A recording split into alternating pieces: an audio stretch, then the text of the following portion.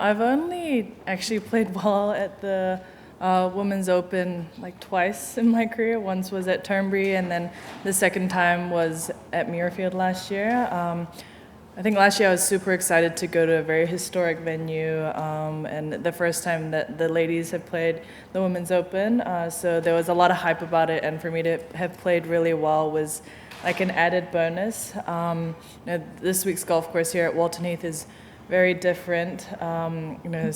Before I came here, people said, "Oh, this is a Heathland-style golf course," and I was like, I have no idea what that means. And everybody was like, "Stay out of the heather, stay out of the bunker." And I was like, "So you pretty much want me to hit it from like fairway to green?" And obviously that is the best case scenario. But I think when you know you're going to a golf course that isn't super linksy, you are a little skeptical because we only play over in this side of the world like a couple times, and I wasn't really sure what it was going to be like, but the golf course is super nice. It's in really good conditions, and it actually feels more linksy than you think, and the heather definitely comes into play. So I'm excited. I think this feels like one of the longer in distance tournaments that we've played all year, and I think it's going to play tough, but we're forecasted to have nice weather these next few days, and I heard when this course gets drier, it actually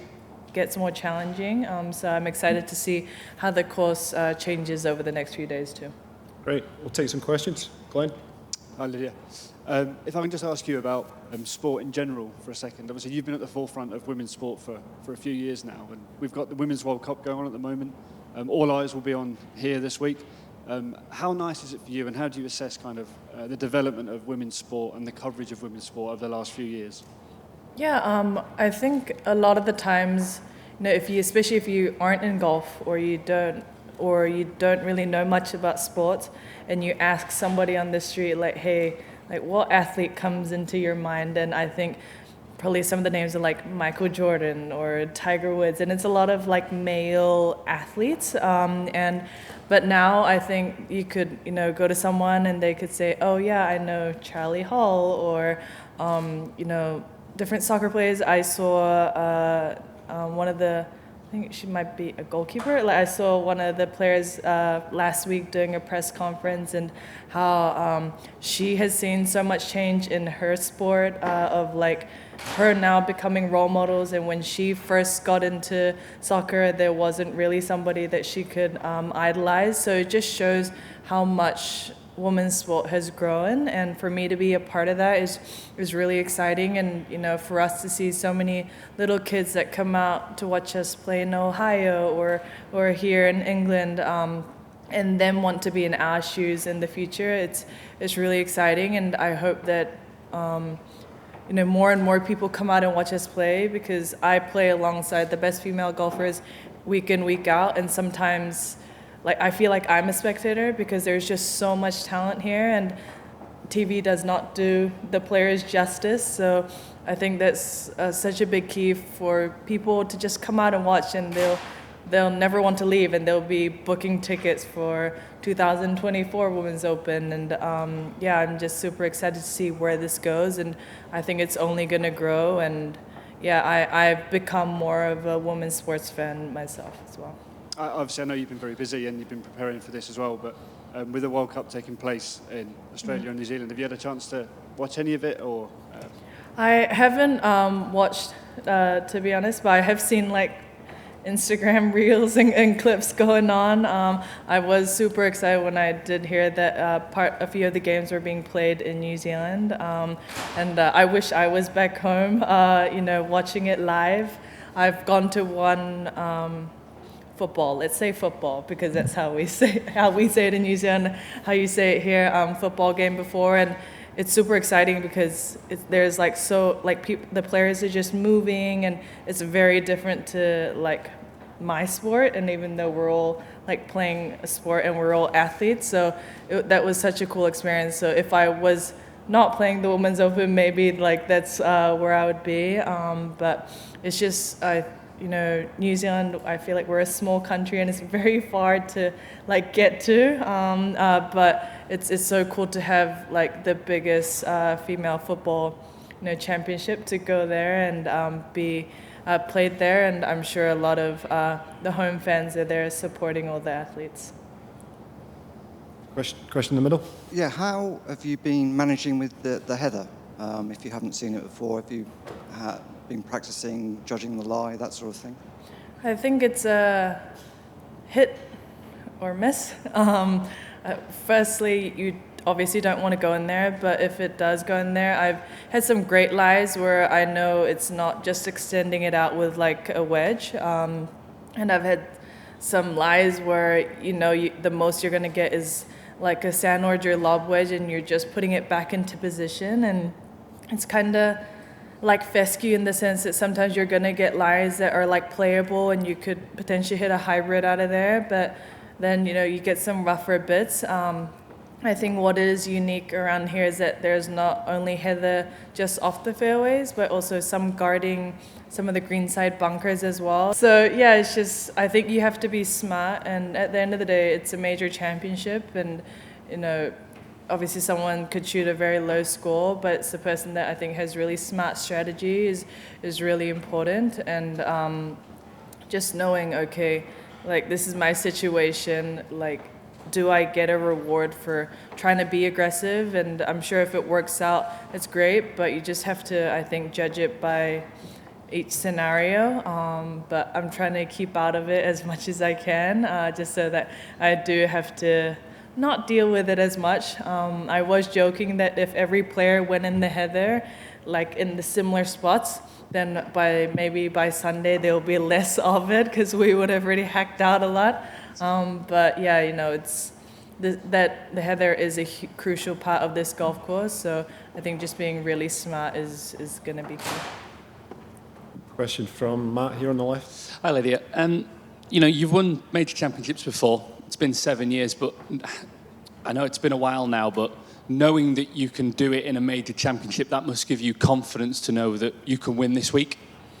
Yeah, I think I think 3 of our events like rotate to different golf courses. 3 of our majors rotate to different golf courses. So, and sometimes when you go to a place like, let's say, Evian, I know that I've won there before. I've got memories to draw back from, and whether it's good or bad. But for the Women's Open, it is like a new experience every time. And until St. Andrews next year, I haven't had a golf course where I've come back to and go, hey, like I know I definitely can't hit it there, or you know what, the area is actually not as bad as you think. Like the 17th drive at St. Andrews, I think when I first went there and somebody said hit over the hotel or the building, I was like, no, like the fairway looks like it's way over there. So it's in that way, I think it's very fair for everyone. Nobody really has a huge advantage in knowing the golf course really well. I'm sure some of the girls that are from England or like from Sunningdale or this area, they might have played here a couple more times, but because it is new, I think it's like a fresh new book for everyone, so it just feels like it's a very level playing field, and this is a very different style of golf course, I think, than any of the other Women's Open that I've played. So I think it's going to draw maybe like potentially a little different names on the leaderboard to what we may be used to in previous years. And I'm hoping to be in the mix. And, like I said, I think I've only played at the Women's Open twice. And I hope to, put myself more in contention because there's something about this tournament that I think requires maybe a little bit more creativity and shots that we might not play at any other events. And I think there's just like that 15th club of like different like expertise that you're required to play.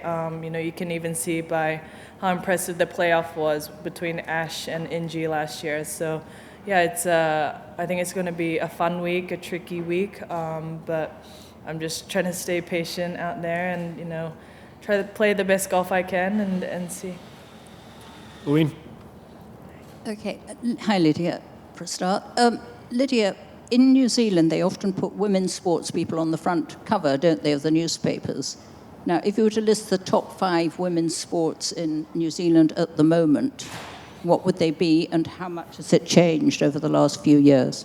In sports in general, I hope golf is one. I would say, like, just having played a few of the the last couple Olympics, I think New Zealand is very strong. And I mean, Valerie Adams is one of, I think, the most successful female athlete from New Zealand, and she's a shot putter. I think Lisa Carrington, she does I don't know, she does multiple of the kayak ones. And she has multiple medals. And then you can never take away rugby. Rugby is, I think, for both men and women, kind of the signature sport of New Zealand. How many is that? Is that 4? 5? I think like a lot of our track and field athletes are like, whether it's like pole vaulting, I know Eliza McCartney, she won a medal at Rio as well. So I think a lot of the track and field and like water sports are really strong. And I growing up, I always saw like rugby, cricket, and netball as like the big 3 sports. Obviously, we had Sir Bob Charles, who's, I think, probably the most successful, like, golfer from New Zealand. And, like, I was like, man, I wish, like, golf could be a part of that mix. And, you know, with the team at, like, Golf New Zealand, I think golf in general has grown so much with the programs they've been doing. And I see a lot more juniors that want to play golf and are excited to hopefully be on the LPGA or PGA Tour or the European Tour. And I think that's a really big change and like growth we've had in New Zealand since even when I first started playing. Very good. One more from Glenn. Hi, Lydia. I know you had the win in Saudi Arabia this year. I think you've had a couple of top 3s in the Aramco series, and I think you've been in the top 5 in the rankings throughout the whole year. But how do you assess your own form coming into this week? Not great.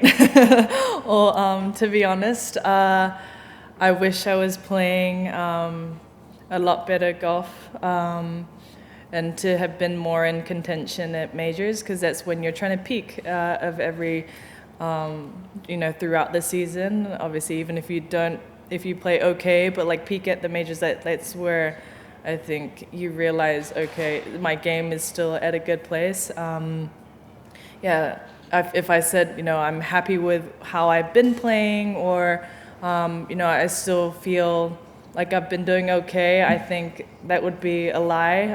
Honest answer is I do wish I had put myself more in contention and was a little bit more consistent in ways. I think internally, even though I was trying not to, I think I was comparing myself a lot to the year I had last year. I didn't think I could ever go back to number 1 after, being 50-something in the world and, playing alongside Jin Yang or Nelly or Celine, who's won, these past 2 weeks. I think, like, last year I was like, no, I'm probably never going to go back in that position. I just want to, like, be able to win and be in contention again. And for me to have won 3 times, winning my last tournament of the season and getting married, like, there were just, like, so many great things. And I don't think I could have even written that on my diary and go, dear diary, I'm going to win 3 times this year and going to get married to, like, the love of my life. Like, that's probably a story I wouldn't have even been able to imagine, but that happened. And I think coming into the year, I started, with a bang, winning my first tournament of my season. And, I think I put a lot of expectations, and actually missing the cut at Chevron was a bit of a wake-up call for me. I think I had to play 1 hole on Saturday. You never want to come play 1 hole on Saturday and not play the next 2 rounds. But like, I did some practice and like talk with my team, and it was just a moment for me to reassess like where I'm at. I think kind of took a step back and said, okay, what are the things that I can do that I can control and do better at? What place I finish in all my results. To be honest, those things are totally out of my control. Sometimes I'm going to have okay weeks, okay days, and still be top 10. And sometimes I think I feel like I should have won, but somebody plays better than me and they win. So it's very different. And so I'm just trying to do a better job of the things that I can control. And I feel like we're moving in the right direction. It's kind of frustrating the last couple months seeing you see improvement, but like the results might not necessarily show, and sometimes I'm having a hard time to bring that all together, but it's not like I've not been in this position before, so I'm just trying to be patient, and I know it is better than maybe a couple months ago, so I can only look forward, and I still have a bunch of events to go this year, and I'm very lucky to have a very supportive team and family that says, hey, like, you know what, these things were good this week. I see improvement, and sometimes I think when you see your game and try and replay it, you are your harshest critic. But to have my team to be there and like support me, I think it makes such a big difference for me to just keep moving forward and keep my head high and just move on to the next tournament or next round. Okay, I think we've got time for one more. Ian on the right. Lydia, obviously there's been a lot of attention on the men's game this year and the state of flux that has been generated by the arrival of Liv and all of that sort of thing. I just wondered how much impact that has had in the women's game, in the women's locker room. You guys, do you talk about it, and what are your views on whether or not the women's game can capitalise on what's been happening on the other side? I feel like I'm pretty antisocial, so I'm not, I don't really go out and like talk too much, sit down and have a chat. I feel like when the players are getting together and catching up, last thing we're talking about is like the men's golf, Liv and all that. A lot of people have asked me like what I think of it. But to be honest, it has had no real impact to us because that is not something that has happened. It's not a reality that we have to face right now because that is not the case. Obviously, the Ladies European Tour have the Ramco Series and a few events, and those events are some of their pinnacle events on the LET, which gives a lot of great opportunities for the players. But to be honest, is like a lot of thing with like Liv. It really doesn't affect us right now, and I don't know if there's been like any conversations or like a lot of conversations. I don't know. So honestly, I feel like because things are happening, we like think, oh, what if? But right now we don't even have anything to think about what if. So I haven't really heard much, and all we can do is if there is a day that those kind of things happen, then I'm sure the tour and the people, we have a great leadership that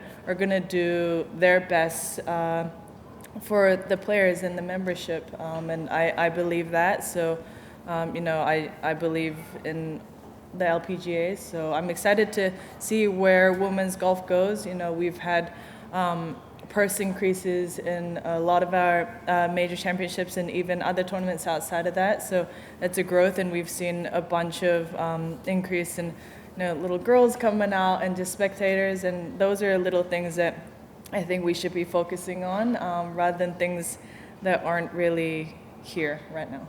Yeah. Okay, I think we're good. Lydia, thanks for your time, and have a great week. Thank you.